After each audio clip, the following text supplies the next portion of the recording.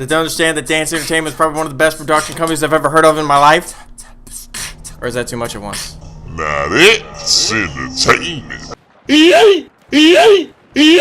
What's up, guys? I'm SirDancealot or SirDancealot29, whichever one you'd like to call me, and this is episode 2 of my new Dissecting the Defense series. Today's video is covering the same major topic we covered in the last episode of Dissecting the Defense, and that was the first episode of the series. And that topic is flanking. I'm going to show you exactly how I followed the 3 steps I gave you in last week's video so that you can also execute flanks like this and take down multiple enemies all by yourself. Before we get into this video, if you really wubbed this already or just want to support me, click that thumbs up button, please.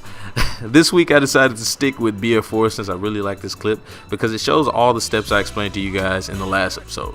Map awareness, patience, and prioritizing targets. Side note, if you did not catch last episode, the video will be in the description and also a link will be put in the video at the very end. But back to the topic at hand, this clip shows you everything you want to see in a flank. First off, I already know the map, and knowing the map comes with time. That's just plain and simple.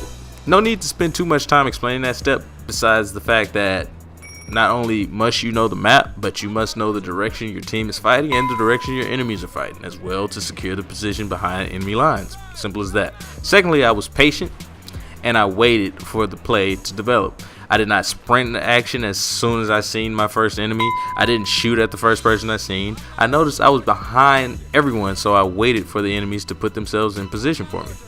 And last but not least, I prioritized the targets.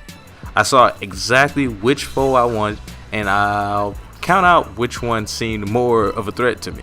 The first guy to the left here laid down, so his threat meter went from number 1 priority instantly to number 3 because he was invested in pretty much the targets in my team's direction. So instantly I patiently let it play out to the nearest and most active target, which was the guy farthest to the right, who also would have spotted me first had I rushed in for the prone target.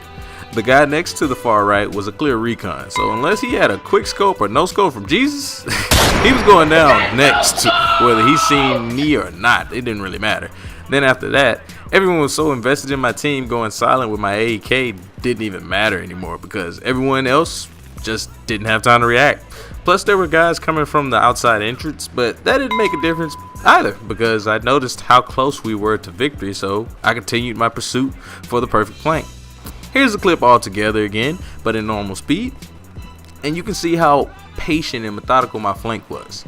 And that was episode 2, Dissecting the Defense. If you guys found any of these tips helpful or found this video interesting in any way, leave a comment, like, share with your friends, and if you haven't already, hit that subscribe button, guys. Hit that subscribe button, guys. If you dance or express yourself through gaming, don't let anyone tell you it isn't art. Dance and game on, my friends. 5,000.